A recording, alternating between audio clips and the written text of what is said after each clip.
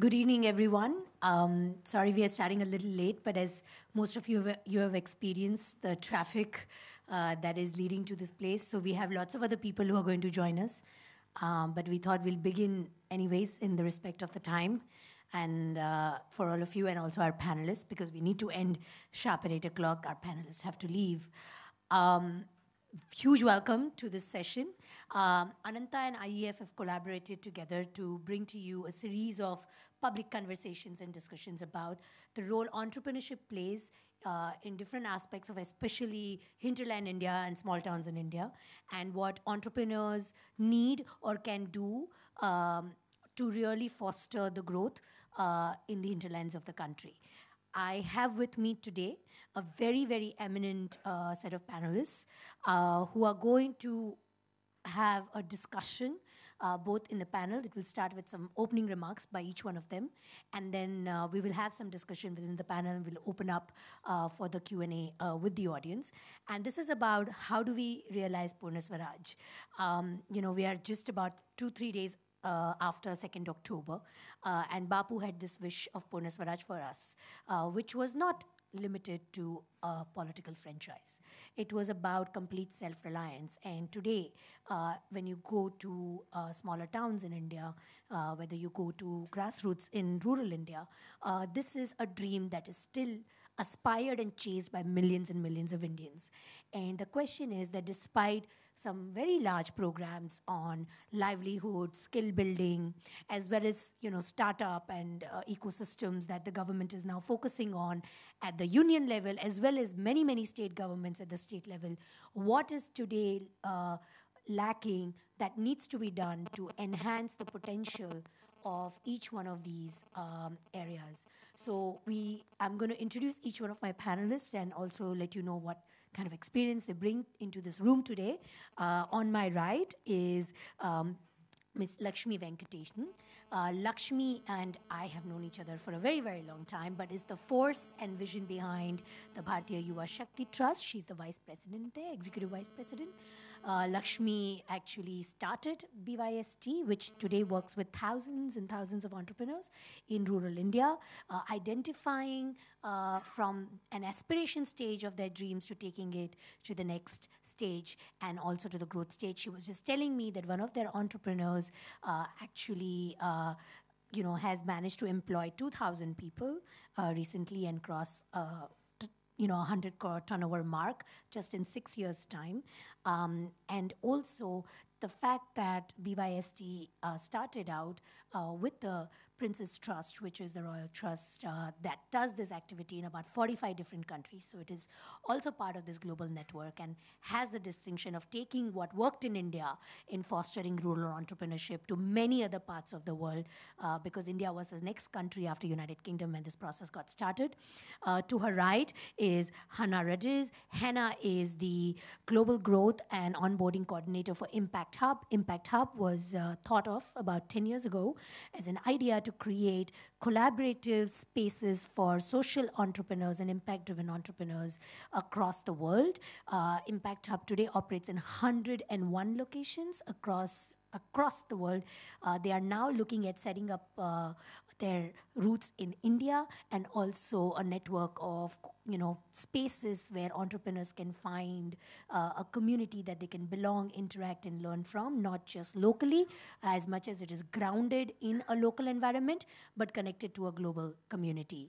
REWAJ CHHETRI, on her right, is a phenomenal entrepreneur, a forestry graduate, but decided to turn an entrepreneur and became an aggregator for transport services in the Northeast, runs the largest transport aggregation service in the Northeast for people transport called the Any Taxi. And he did not stop there and went on to start a homestay and a hotel business and also start a laundromat. He's the curator and co-founder of startup Harbour, the community of entrepreneurs that works with local entrepreneurs in the state of Sikkim. He's from Gangtok, and I must tell you that he is only 23. So I think we have an eminent set of people who are going to bring the knowledge about what are the challenges and opportunities for grassroots entrepreneurship and how that can actually help millions of Indians move towards the dream of Poorna Swaraj. So I'm going to start with you, Lakshmi. this whole thought of BYST, Bharatiya Yuva Shakti Trust, and why is grassroots or rural entrepreneurship important for India's growth? I mean, why are we focusing so much on it? Why are you focusing so much on it? Thanks, Bhairavi. What you have described so eloquently just in introducing us is an example of what young entrepreneurs can do. They can be spokespeople. I think of Bhairavi as someone who's not just been an entrepreneur herself, but is someone who can speak on behalf of entrepreneurship. And again, we have an example of someone who can speak on behalf of entrepreneurship. So when you look at the scenario and say, why rural entrepreneurship? My only question is, why not rural entrepreneurship? How can you not take a fundamental human activity, which I think entrepreneurship is? Very often we think of entrepreneurship as this esoteric thing that people do in order when they don't get a job or when they choose to be an entrepreneur. In the rural areas, whether it's in India or we are in 45 countries, and Hanna can probably also attest to this, entrepreneurship is not a choice. It is, we call our entrepreneurs necessity entrepreneurs as opposed to opportunity entrepreneurs. He tells me that he's a necessity entrepreneur, right? Because when he graduated from forestry from a university in Arunachal Pradesh and had gone back to Sikkim, there's no job waiting for him. You and I probably went to the kind of universities in metro cities where we could have chosen between a job. So if you graduate out of IIT or IIM, you're choosing to go to an incubator to become an entrepreneur or join Goldman Sachs. Whereas a necessity entrepreneur says, what is the one thing that is available to me through which I can not only become self-sustaining, self-employed and all that, but I can realize my dreams, my potential, grow, maybe get that latest mobile phone, the iPhone. I don't think people want iPhone anymore now. It's the Samsung 8, S8, or the latest mobile, and so on and so forth. Where are these aspirations of young people? How are they going to be met? So in the rural areas, entrepreneurship is a necessity, is something that is fundamental to their not only survival, but to their growth. And what is the real challenge is that there is a fundamental necessity there, but there is no ecosystem to support it. That's the real challenge. If you say 20 crore people, 2 crore people, 20 million people are looking for jobs every year in India. 30,000 jobs a day has to be created. And the latest statistics say something like only 500 jobs or less are being created. I mean, nobody really can attest to whether those jobs are being created and where they are created. But the fact is, we had the number 10 years ago. We did a study where we found 1 crore people needed a job. And the only thing that has grown in the last 10 years is now 2 crore people need a job. The ecosystem has not necessarily grown, but the number of people looking for jobs has grown. That's the only thing that has grown. So entrepreneurship is a necessity for them. It's a necessity if you want to be part of any growth story in India. It is a necessity for those of us to create the right kind of ecosystem. And what is most important is that when you create that kind of entrepreneurial ecosystem in the rural areas, you really are not giving a man a fish or even teaching him how to fish.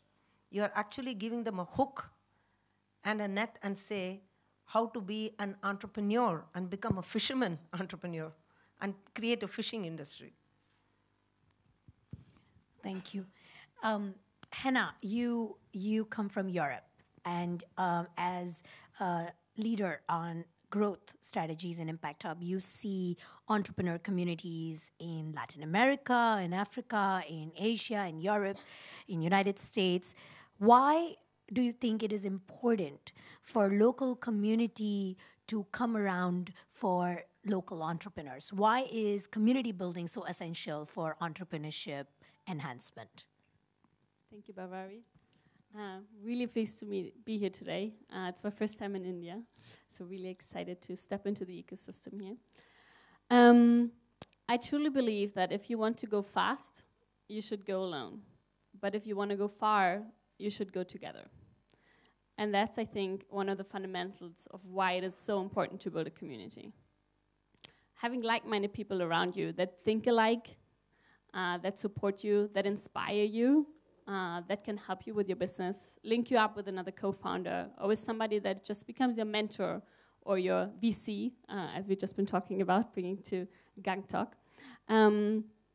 And I truly believe that building local communities of like-minded people, to having a safe space where you can be vulnerable, you can be yourself, to really taking the next step into your journey. But at the same time, to really be globally connected. So why that? I believe we have a lot of global problems, very similar problems locally, globally. But if we really want to tackle those, such as climate change, we need to work together across borders, across countries, and create a world without borders, ideally. That's my dream. So hence we build a network that is currently present in 101 locations around the world, that we really tackle the problems locally, but are really globally connected to build a large ecosystem of like-minded people. Because you're not alone if you're in a community. You will always find somebody that can help you with the problem that you're currently challenging. And so I hope to bring that to India with the network to really expanding across the countries and across the globe. REWAJ, you started a journey on your own, right? And I think it was it was while you were in college that you already started your venture. When you started the venture on your own, what made you start Startup Harbour? What made you start a local community of entrepreneurs? Why did you decide? I mean, you're busy. You're running 3 businesses. You have too much on your plate. Why did you feel the need to build a local community circle?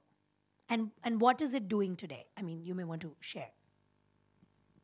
Thank you, ma'am.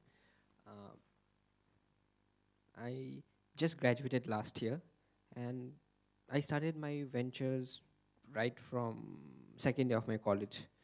So, as ma'am said, why did I start Startup Harbour, which is a non-profitable organization?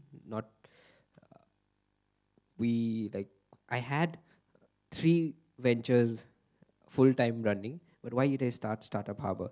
So, I think the main reason why I started, and along with my friends, we started it because I didn't want to grow alone. And we don't have VCs, or we don't have a community ecosystem. Hardly anybody knows entrepreneurship. What is it about? And to start a organization with no support, just ourselves, and the reason to start was just with a meeting, but after that, what flowing through everyone. And it was really important for us to keep the energy flowing. And other than that, beyond that meeting, we felt like we never met anyone who had that energy. And when we realized that, we started building it in such a way that the energy keeps flowing, and we started meeting once a month. And after that, eventually, we got IEF into it, and we started a master class. So, and we got benefited with that. And right now, we are partnering with Impact Hub, and it's going on. And I think it's really important to have the ecosystem, and it's really important to grow with the community. And we are not only in urban in Sikkim, even we have started in rural Sikkim. So it's very important for urban population and rural population to grow together. So we felt that there is a void, and we started it, and it's going well. So let me ask you this question. I mean, you started on your own, everything, and you said this very important piece that, you don't want to grow alone. I think that's a very beautiful emotion. Very counterintuitive to what you would need in land of business competition where, you know, people don't like other people growing. And I think that's a very fresh change that I'm hearing. And I see that in entrepreneurial communities across small town India, which is very rare. In metros, where entrepreneurs really want to grow together. They're really helping out each other. But so the question is, REWAJ, what do you guys help each other with? Like, what is missing today in the local, say you're from Gangtok and let's say Sikkim, you're also working in Namchi, which is a rural area in Sikkim. What do people, young entrepreneurs in hinterland India, in small town India, in rural India face in terms of challenges as entrepreneurs? Which community systems like BYST or Impact Hub or IEF or Startup Harbour is addressing partly, or what are the things that need to be addressed even more? I think like the need is, we need everything and we have nothing. So not even if I count entrepreneurs in Sikkim, I can count them in numbers. And people who are starting it, like, it's growing a lot.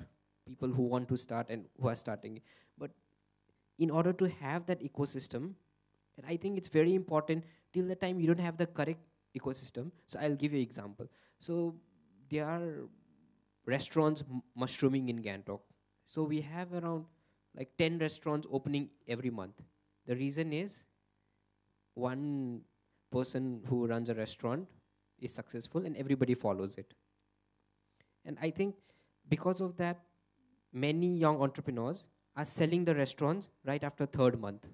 That is happening. So that is because we don't have the ecosystem. And in order to have that ecosystem and keep ideas, like to have the flow of ideas, I think it's very important organization like IEF, Impact Hub, and other organizations should come in and they should guide the entrepreneurs who are interested to do, but they don't know what to do. They don't know how to do. They don't know where to bring money from. And like one example what I want to give is, like out here, like PMEGP, it's very hard to get in Delhi. But in Sikkim, we have quotas which are not taken since last 3 years. Because we don't have interested people coming up, or we don't have ideas coming up. So I think we are right in this phase where not even the ideas are driven till now. Or ideas are, it's just a single idea and everybody is doing that.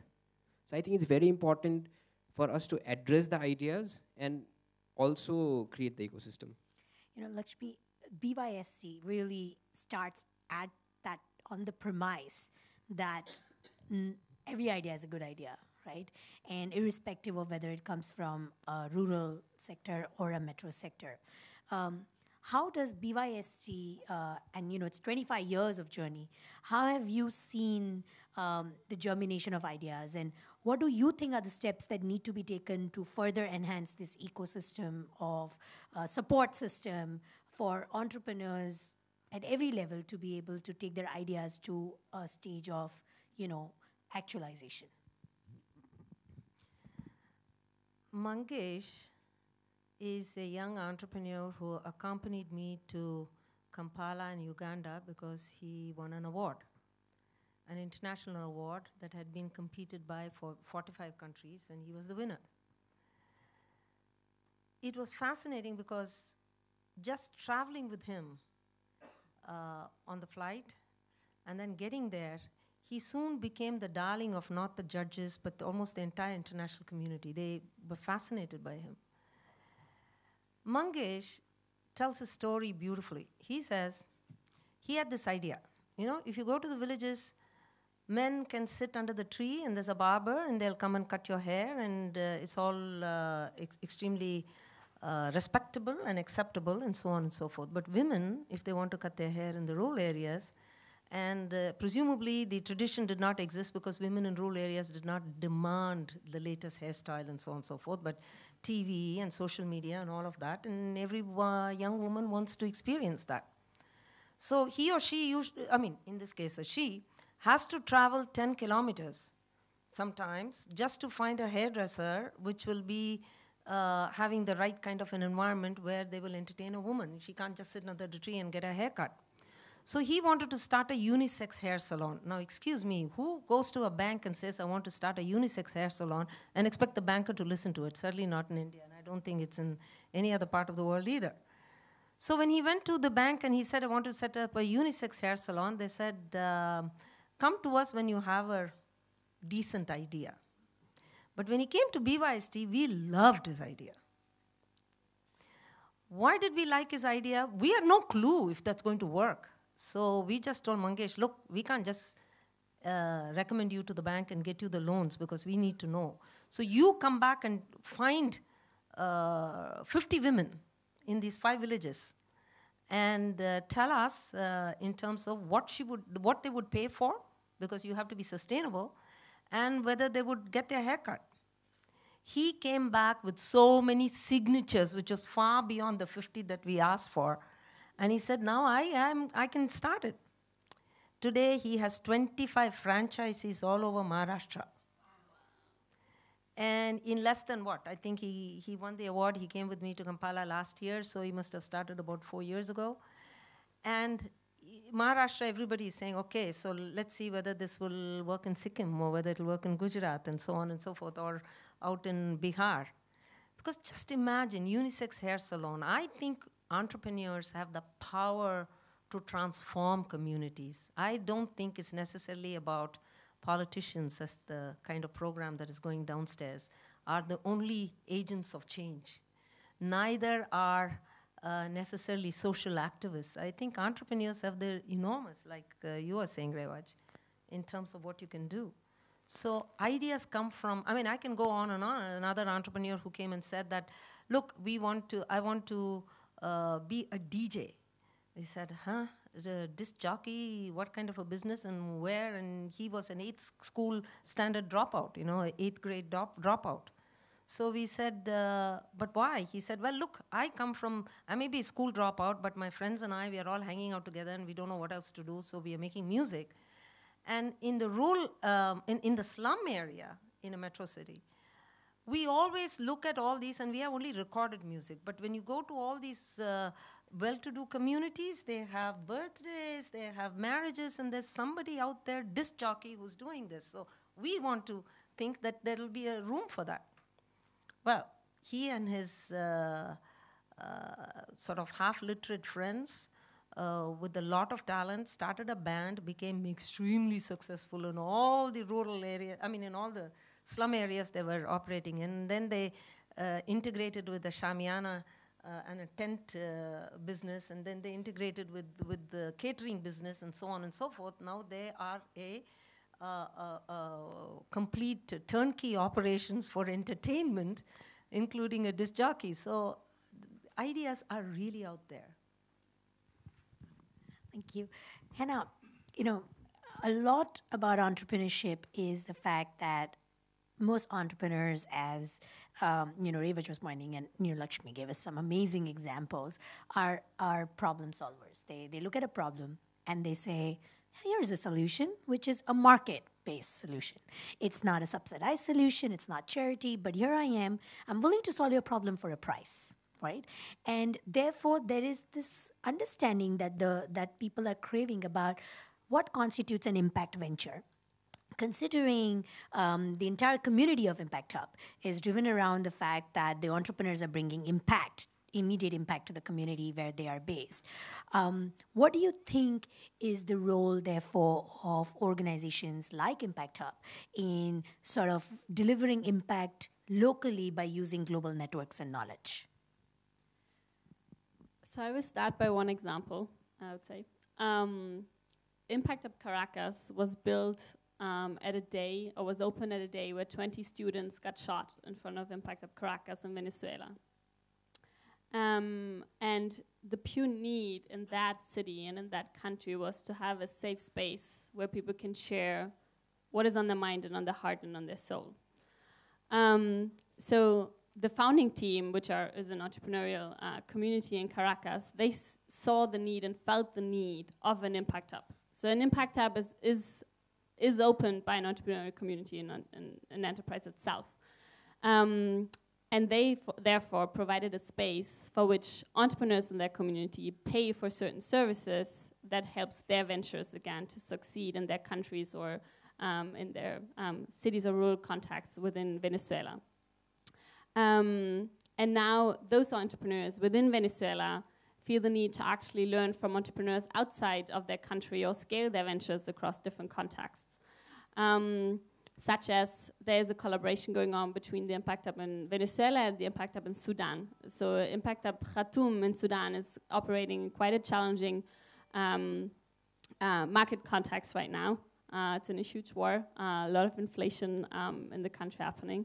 And the team has been struggling for the past 2 years to actually give a home for their entrepreneurial communities. So one Impact Hub provides access to finances, access to resources, access to talent, access to inspiration, access to like-minded people, and not only locally but around the globe. So I think what is so crucial about us, and what I love about it, is that sometimes you don't find the like-minded people just next door, but maybe sometimes you find them in a different country or in a different continent or a different city.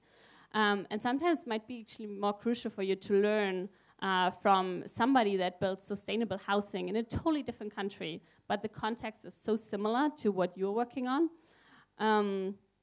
So as another example, there's an entrepreneur out there in Phnom Penh, or close to Phnom Penh in Cambodia, who's working on sustainable housing that is affordable for rural contexts, because there's a lot of housing problems in Cambodia. So they basically were inspired by Lego, you know, the Lego blocks that kids are working with. So they got inspired by Lego. And so they built a whole new bricks, which they built new houses from, which is earthquake-proof, which is only costs 10% of the other bricks around the country, and uses way less material than all the other solutions. So right now they built 120 houses in the last half a year, and they get a lot of mentorship from the Impact Hub. So they're outside of the city, but they come into town once in a while to receive mentorship, and they receive funding. So they raised about $1 million US dollars within the last year with the support of actually a global access via the Impact Hub. So it's another beautiful example, and they now want to see, okay, what can I learn and what can I give to actually contexts that are, in similar situation and might even actually need something that is earthquake-proof, because Cambodia actually, currently doesn't have that such a challenge, whereas in other countries, such we've seen in Mexico lately, who might actually be in such a need for that. So it's really about giving that ecosystem and that platform to solve our social challenges, or challenges around the world. Whereas social and impact entrepreneurs might be understood very differently across the market, right? I mean, you guys might understand impact entrepreneurs in a certain way, whereas in Cambodia or Mexico, that term or that language might be understood in a different way, right? So language is a barrier, communication is a barrier around our world, right? So hence, what we believe in, sometimes you might be an entrepreneur and you don't even know that you're a social entrepreneur, right? Like, why do we need to label you? And I see you laughing, so I guess you face such a similar challenge. So it's really about anybody that wants to make this place and this world a more just and sustainable one. And you might even call yourself an impact or social entrepreneur, you might don't. So hence, sometimes you actually use a different language in local contexts, because there might actually not be a word for impact in your local language, right? So we've been struggling a lot with that in Taiwan and also in the Czech Republic and many other places where there's actually not a term for that. In my local language in German, impact means something very negative.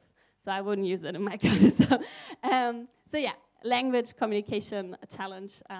So yeah, I think I would leave it by that. Thank you. REWAJ, you know, there is this role that government ends up playing in smaller places, where, as you were mentioning, that there is a lot of expectation apart from most people's first choice being a government job. And you are trying to change that and give people an alternative that entrepreneurship is also as a career. Where do you think is the role for government in providing a local, thriving support system for entrepreneurs? Where is it right now, for example, in your experience in Sikkim? And where does it need to be? So when I started my venture 4 years back, I just started with 300 rupees. And even I never thought I would reach to this day where I have 800 aggregated vehicles in Northeast. And aggregating vehicles in Northeast, it's a aggregating vehicles anywhere, it's a big problem, or it's a very big task. And aggregating 800 vehicles where drivers don't even have smartphones. So it was a challenge for me, but I started 4 years back and with very minimum capital. And right now, after 4 years, where I stand, and even the government, even my government, they have eyes on us. So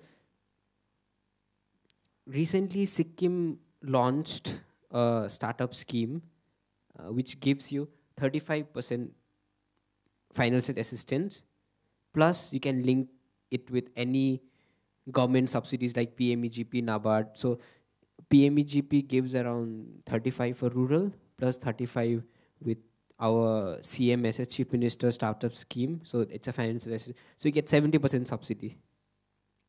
And the reason why government had to bring this to play, it's because of the rise of entrepreneurship. And I think this happened because, like me, I started 4 years. There are many entrepreneurs who did it, and government could see. And we are the first generation entrepreneurs, and before us, like, we didn't have anyone doing it and running a successful business or coming to the community and calling, I am an entrepreneur, because nobody likes to call themselves as entrepreneur. As soon as they earn money, they become businessman. But yeah, so we define ourselves as entrepreneur, and when we stand in front of people, I think the vibe and the requirement of the people are changing towards entrepreneurship. Now people actually want to start something. And when people are so much interested in entrepreneurs, government have to be interested. Otherwise, it's a big problem. When people are aspire to do something and government don't support them, it's a big problem for them. So right now, I think like talking about what we have in Sikkim, recently launched startup scheme. But again, government again play an active role in all these schemes. So mainly, I think where government is right now is like if you go to a government office, or if you go and pitch in for a home delivery or hyperlocal delivery service to a PMEGP scheme, which is Prime Minister Employment Generation Scheme, do you think they will accept? No. Because they have a particular set of list, agri-based, this, or service sector, this. So it's predefined things, and beyond that, they're not accepting anything. So hyperlocal delivery, not even NABARD or nobody gives money for hyperlocal delivery, or something like, I want to, suppose I say I want to start a cab-based aggregation service. Nobody is going to give you 50 lakhs. No government schemes are specifically for all this. So I think where government stands is they are giving money, but they want to give it for a safe venture. But none of the startups and none of the new ideas which are ever started by anyone, or which are not started by anyone in a particular state or a particular district. So we want to start something new, but we are not getting money for that. You have to prepare a DPR for a reliable venture. Even a bankers won't give money. So it should be a reliable venture, but it should be a startup.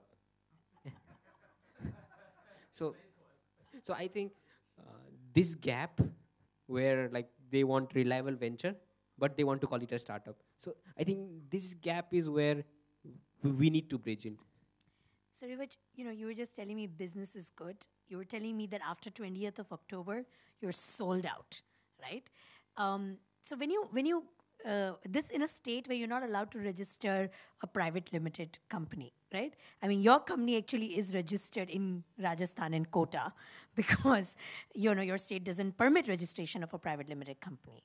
Are there things that you think the government at the union level can do to bring a certain similarity in and consistency or commonality for entrepreneurs across the country so that mobility between geographies becomes easier? I mean, you are having a nightmare working with 8 different states, even in one region, right? So what do you think should be also something that should be done by the government here in Delhi, I mean the union government, for bringing a commonality to entrepreneurship as a whole process in the country? So like as ma'am said, like a private limited company can't be registered in Sikkim. So in Sikkim, no company is a startup because the definition of startup given by the government of India is that you have to be registered as a private limited company to call yourself a startup. And the reason is it's not the government of India, or it's we have a Article 371F where like we have our own company act. And to register a company right now in Sikkim, you have to file a case in the High Court challenging the government. So that is the only way you can register a company in Sikkim. So where I think the government of India, or where Delhi can play an important role, it's because they're like, unlike me, who happen to have a employee from Rajasthan as the head of sales. So because of his documents, I could register a private limited company and I can call myself a startup. Unlike me, there are companies like really doing well, but can't be registered in the state. So wait, what do they do? And if until unless you are not registered, you can't get a funding. So there is a big challenge for a startup in my state. And I think,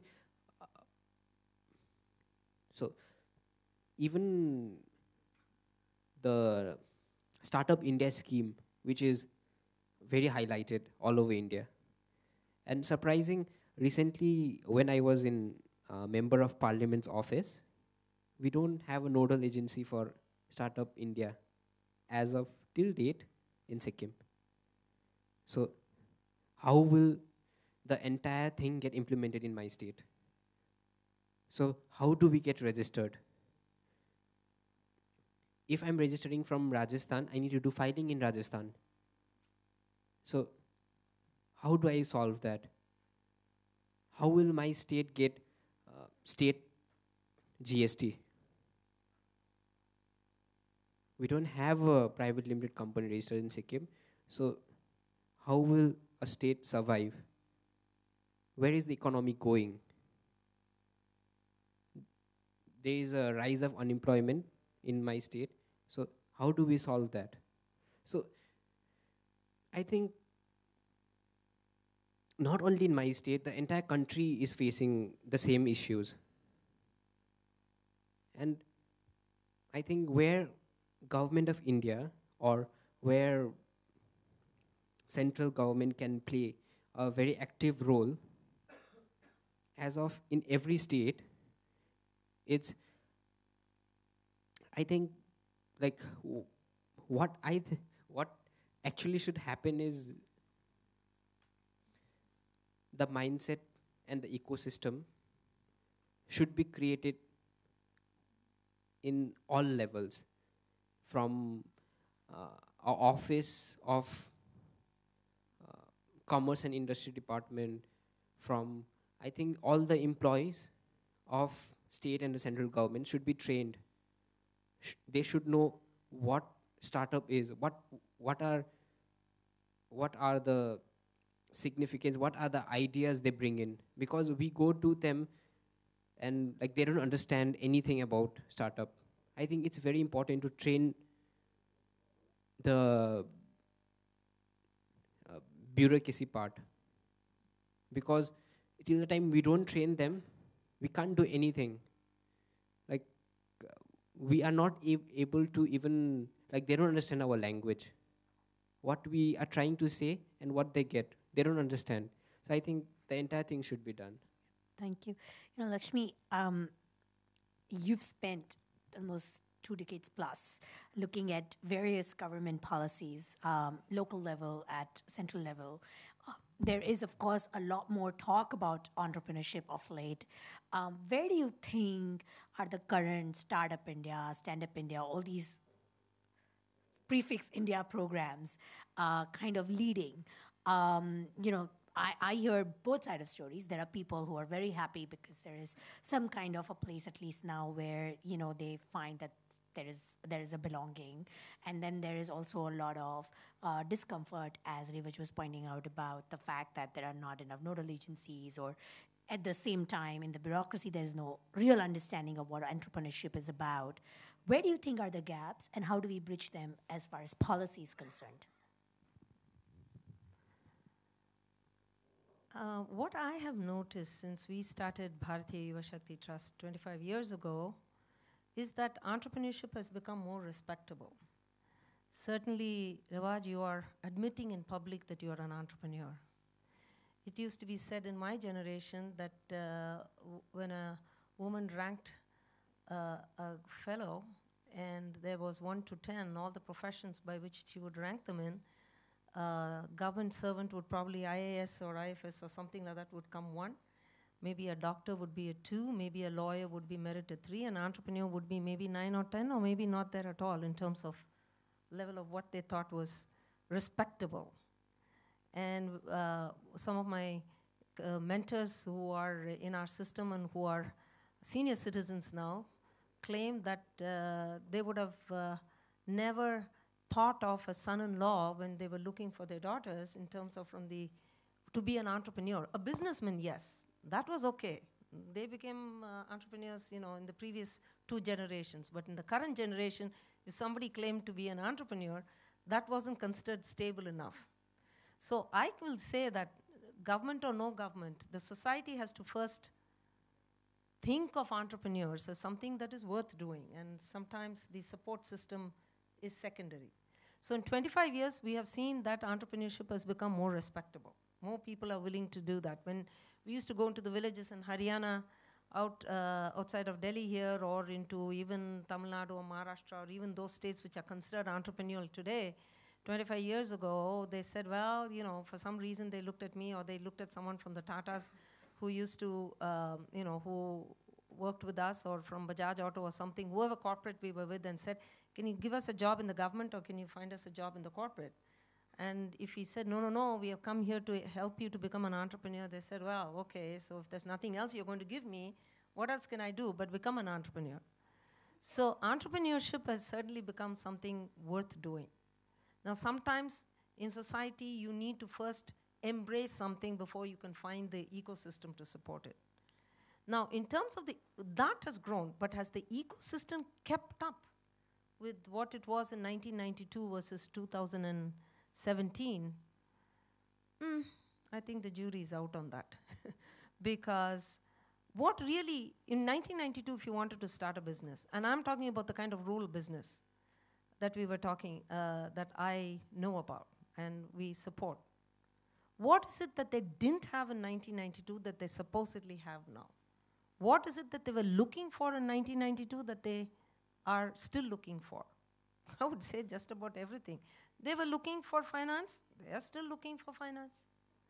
They're looking for simplification of procedures and processes so that they can start a business. They are still looking for simplification of processes and procedures. They were looking for somebody to handhold and mentor them. They are still looking for someone to handhold and mentor them. You have PMRY, PMEGP, CGTMSE, alphabet soup of ABCD, all kinds of schemes have been there. Schemes were there in 1992. Schemes are there in 2017. Forget it. It's nothing to do with Sikkim. Please talk about the people who are not getting access to PM EGP or whatever it is in Tamil Nadu and Maharashtra and Orissa and Assam and so on and so forth. So I think sometimes we have not asked ourselves the first question, and sometimes it may not have really something to do with the government. Collectively, those of us who are involved in entrepreneurship or who are interested in entrepreneurship, are we demanding for the right things? Often we hear of whether it is some kind of a lobbying group or some kind of a union or anything. We're all asking for subsidies. Is that really what we want? Is entrepreneurship going to suddenly flourish because there's a whole bunch of subsidies? There were subsidies in 1992. There's still subsidies now. So maybe we are asking for the wrong thing when we go around asking for subsidies. When we go around asking for the government to give us one window clearance or one window, one-stop shop. I don't know if any country in the government, and we work with 45 countries who have got a one-stop window. Government doesn't work like that. Government loves to have more and more departments. In fact, every time, if entrepreneurship has become key, now there is a new ministry for entrepreneurship. So the more things that become sort of popular, the more ministries and departments there are. So I don't think you can ever reduce them. So the question is, what do we ask for? And when we work at the grassroots, we look at what do these people lack. If you are a young entrepreneur in a village today, you go to, let's say, first you are getting some skill. Okay, so you go for a skill. Let's talk about an ITI or a polytechnic or a vocational institute. You go there, you graduate. And then when you are graduating with a diploma, you say, I want to start a business. Is there anybody in an ITI polytechnic who's capable of advising you? Is they even capable of pointing, no, don't go there. There are potholes in that road. Go this way. If you want to be an entrepreneur, these are the things. Nobody. So nobody is there to, at the very first step that they want to take. Then think of an entrepreneur who goes to these schemes. You go to a district industry office in any rural area or even in an urban area. They'll give you a big form exactly like REWAJ was saying and saying, okay, this is PMEGP, this is ABCD, I don't know. And there's so many different acronyms there are. So if you want to do this, if you're an SC/ST, you fill out this form. If you're a woman, you fill out this form. If you're something else, you fill out this form.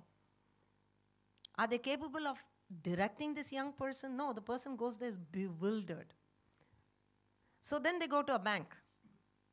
And the bank says, yeah, I know you've come here thinking you're going to get a collateral-free and a security-free loan. Are you joking? Am I going to give that? My neck is on the block, and why the heck would I give you that?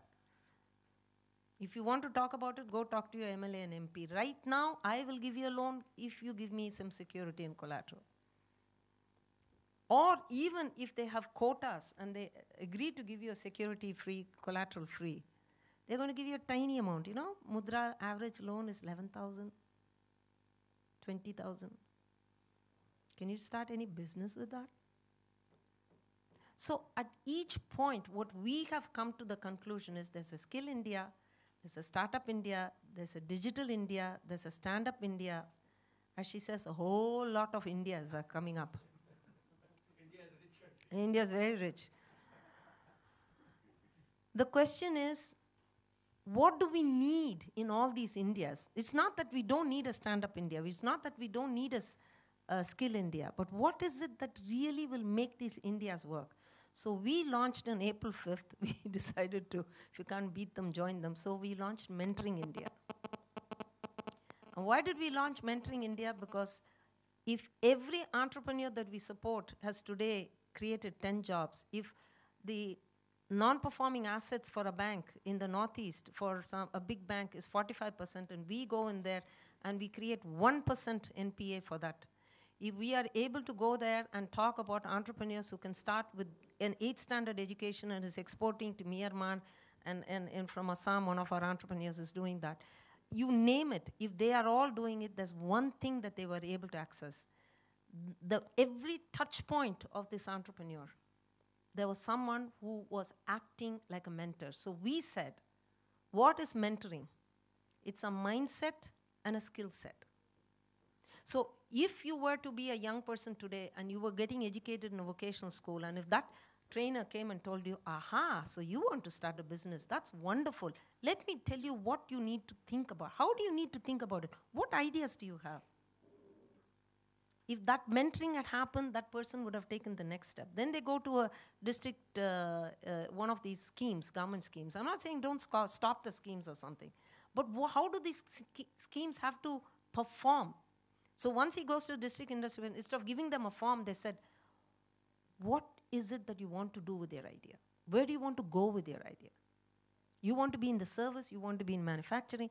A simple example, one of our entrepreneurs, he came in there and he said, I know how to lay cables. I know how to erect towers.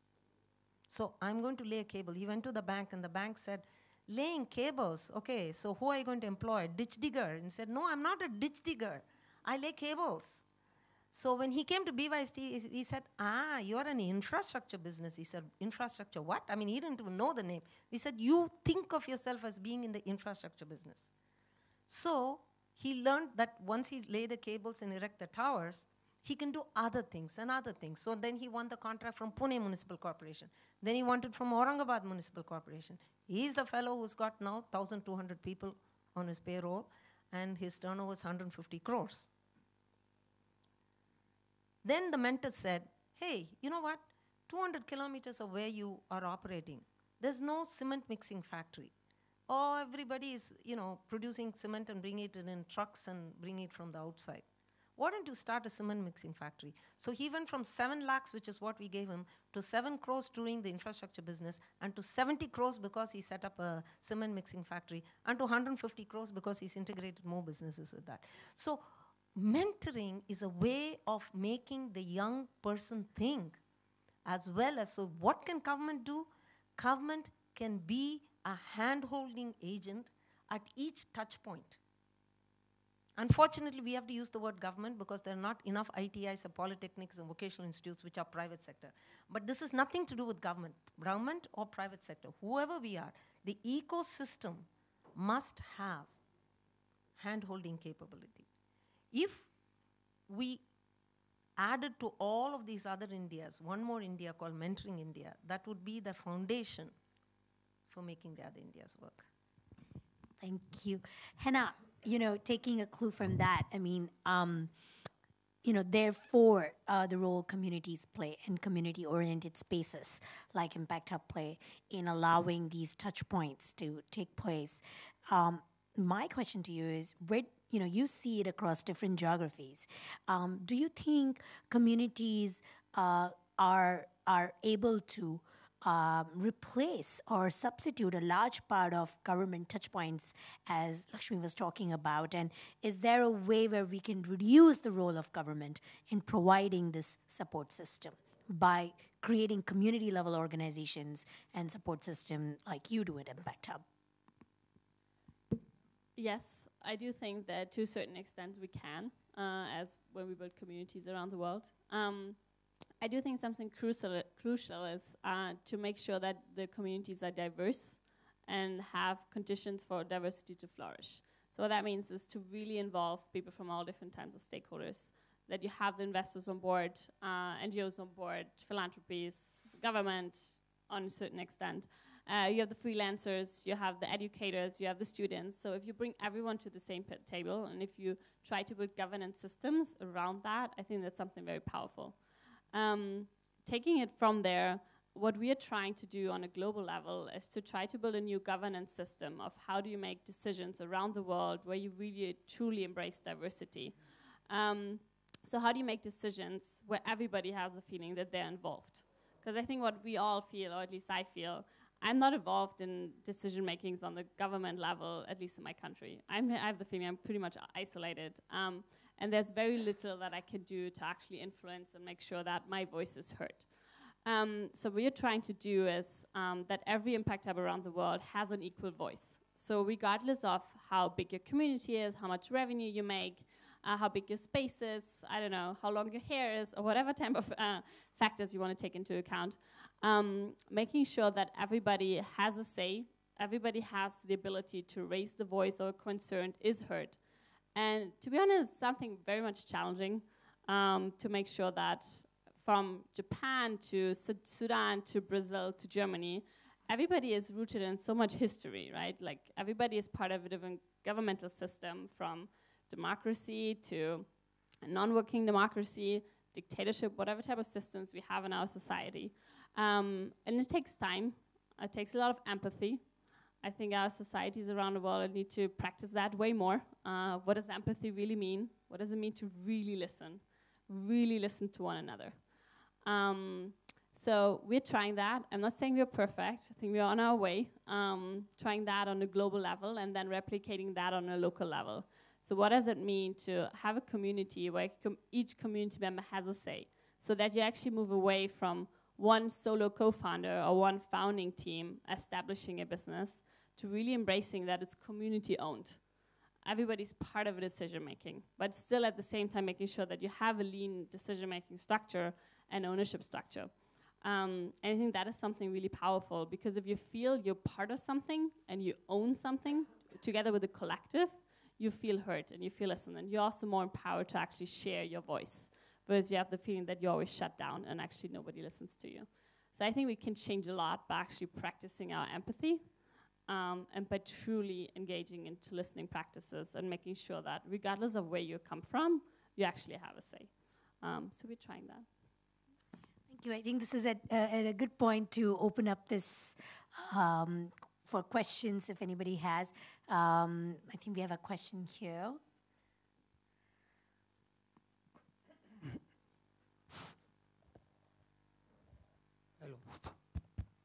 Hello. It is not a question, it is an observation and sharing of the experience. I'm involved in BYST as a mentor for the last, I think, around 14, 15 years after retirement. Now, with this background, I'll just share 1 or 2 points arising out of your observation and yours observation. Mentoring is the key for the success of entrepreneurship. We are talking about successful entrepreneurship and not failed entrepreneurship. So mentoring is the key. Money can be available, but if money is not utilized properly, then there is a problem. So here, the forums like BYST, or for that matter, Ananta, for that matter, IEF, they are to hold the hand of the entrepreneur in such a way that it provides the confidence, it provides the courage to challenge, to accept the challenges, and then still go on with the growth path of entrepreneurship. Madam Lakshmi has shared the success stories. The background for that, again, is the mentoring. So mentoring is the key, and particularly you did mention about Sikkim's, the government not having those bylaws and those to register the company. I think the company registration is not important.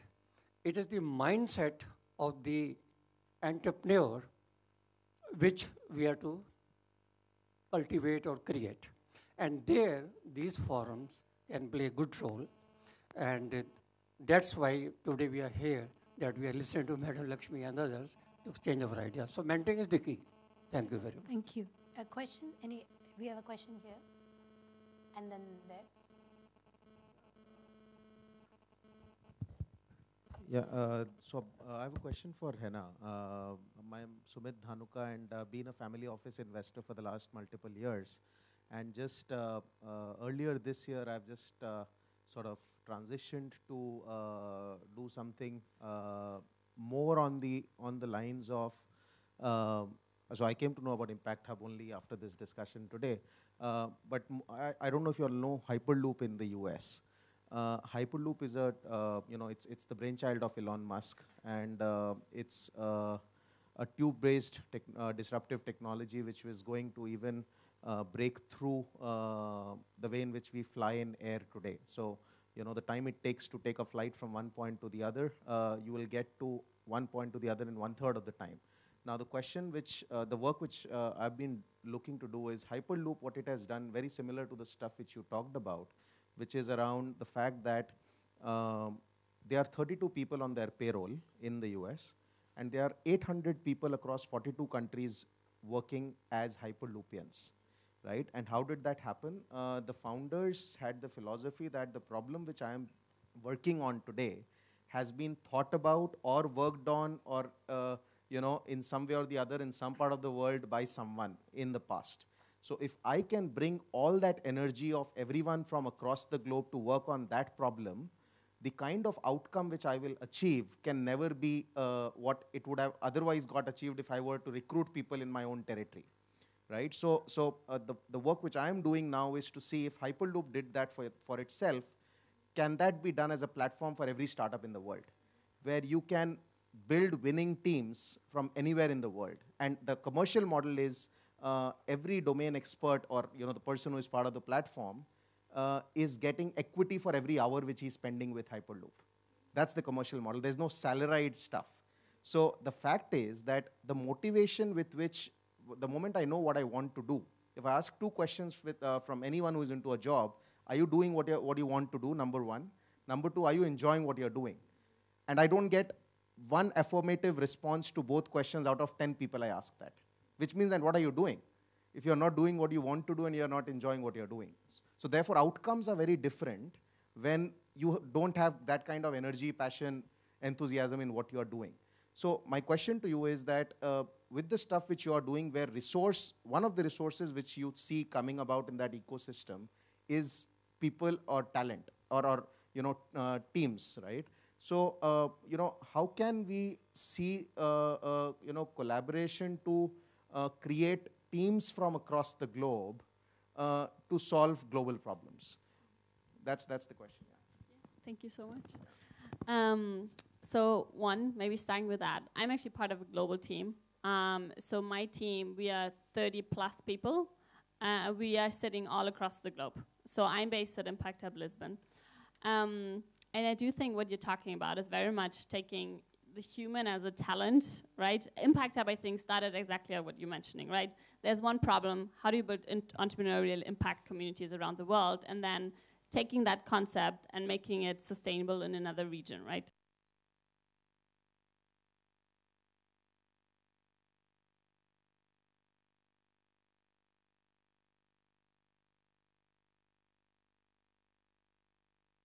Around the world, connect with them via the application and co-found another venture together, for example, right? So I think that, yes, we are trying to do that right now. We have been mainly focusing on how do we bring the entrepreneurial communities to different contexts and basically shaping it with a business model in a new context. And now we are seeing how can the entrepreneurial communities really connect and make contexts like yours happen, right? And in the network, because you've been talking about taking equity when joining. So when you join the Impact Hub network, you become a co-owner of the network.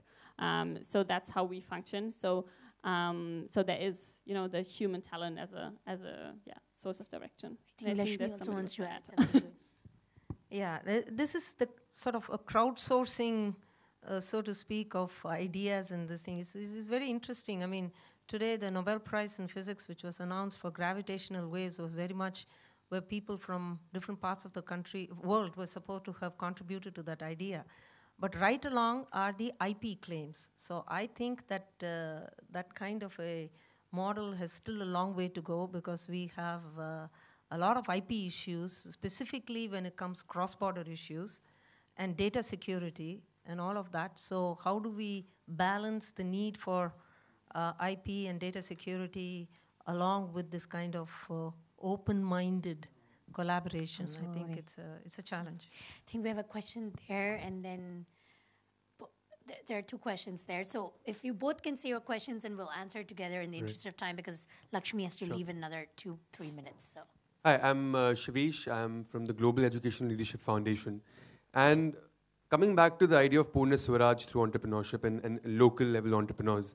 So if you look at government policy and you look at the way the world is looking at entrepreneurship now, it's a lot of high-level thinking, a lot of high-level entrepreneurship. There's something called the Global Entrepreneurship Summit that's happening in Hyderabad this November, in which we are working as partners with Niti Aayog to organize it. And that event also focuses on a curated set of leaders, entrepreneurial leaders coming from all over the world, which are, again, not focusing on the smaller local problems, but on bigger problems, right?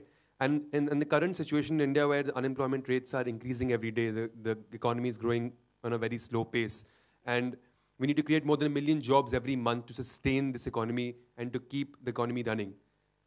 I feel that there is a need for local entrepreneurship. The question being that how do you attract capital? Because capital is something that is attracted towards high-level entrepreneurship at this point in time. How do you attract capital on the local level? Because I think that is one thing that's extremely hard. And I'm sure you have experience in that sphere. But what do investors look at when they're investing in local networks and local entrepreneurs? Great. Can we have your question as well? And then we'll just have the panel answer them and give closing remarks. Right. So I'm from the U.S. And I've been in India for the last 2 months. And I think what I see here is like the potential of the youth. Has one of the largest youth populations in the world. So what role does the youth play in like creating and fostering an ecosystem? And how can we like capitalize on India's youth potential? Great. So if I can start with you, Lakshmi, and then we'll go to Hanna and REWAJ, and even your closing remarks, please. Which question? There were two different questions, so let me see whether I can take a cut at either of them. In terms of how to attract capital at the local level, it's a very good question, because we created a micro equity model which is more suited beyond, an equity investment based model as opposed to a debt based model. Well, quite frankly, at the level of the entrepreneurship that we work, making the micro equity work when there is no IPO, where there is no M&A, is very difficult. So we created models whereby there could be a sharing of either the top or the bottom end of it, either revenues or profits kind of a thing, and there'll be that kind of a sharing which will happen in return for equity. But those kind of models are also depend on the fact or expect a long-term relationship between the investor and the investee, and sometimes at the local levels, they can up and leave tomorrow, and there is no way of even tracing them. So finding that kind of funding is not easy, but I think debt funding, which in itself is the bedrock of a lot of sort of what they would call Main Street businesses rather than Silicon Valley businesses in the US that I know about, like the Small Business Administration in the US, which supports all of this. That can be made much more relevant and much more easily accessible and available in India. So I don't think we necessarily need to talk about investment capital alone. Even debt capital can be made much easier. In terms of the youth, I think that's exactly what this forum itself represents. All of them are very much young people, and many of you in the audience, and you're all making entrepreneurship sound respectable, sound exciting, and make it sound like something that is going to really help you realize your dreams. So I think the youth potential is huge. Your last wish for, if you were to have one dream wish for realizing Poorna Swaraj through entrepreneurship, what would that be? It's not a dream. For us, it has become a reality, because we have launched this Mentoring India just a few months ago, but it has been the culmination, as one of our mentors rightly pointed out, is the whole fact that if we are able to do, I know of a program in the US called SCORE, which has got 30,000 mentors spread all around the country, which is a support to the SBA, the Small Business Administration. I know there are countries who have experimented and done a great deal with. So if we are able to take all the excitement, the energy, the ideas of young people anywhere, urban, rural, slum area, premier colleges, and if we were able to handhold them along the way, make all these other Indias something that is a reality, something that they can access, I think that is our dream, and it's something that we are already working towards. And we hope that if we have to come back together in a forum like this, let's say even 1 year from now, we will say that instead of 2 crore people looking for a job, that we can say that at least 1 crore have started becoming job creators rather than being job seekers. Bravo. Hanna, your last thoughts on creating complete self-reliance through entrepreneurship? I think I would just invite you all to deeply listen and to practice insane curiosity. Because if you listen to the needs of your community and what your entrepreneurs really need, you will create much more change than you can think about. So I think I will leave you with that. Thank you. REWAJ, your dream wish on realizing Poorna Swaraj through entrepreneurship, if there was one dream wish? Like, why I started in the very first place, it's because I wanted freedom. And I think only like through entrepreneurship, I think you can be free. I never started in school, even though I wanted, was because I didn't have that freedom to start. And I started with freedom, and I wanted freedom. And I think, like, just when I started, I never thought I'll raise money. And till date, I haven't thought of raising money. And I think being self-reliant is very important to start. And when my dream will be, I want to grow with my state, and I want to grow with my country, and I want to see my age group and somebody like who is below my age group, they should think in a way that self-reliant, and they shouldn't be dependent on anyone. No bank, no VCs. Because when you start, I think nobody can stop you. I started with 300 rupees. I struggled a lot. I had a stall in my college where I used to sell momos when I start. That is the way I pulled in my capital. And till date, I haven't thought of raising anything. And right now, I'm already self-sufficient. And I'm not even thinking of raising anything. So I think Poorna Swaraj to me means just start. Poorna Swaraj means just start. I think on that note, we'll thank the panelists and to all of you to have made it despite all the traffic. Thank you very much, Lakshmi, Hanna, and REWAJ. A big round of applause for them, please. Thank you.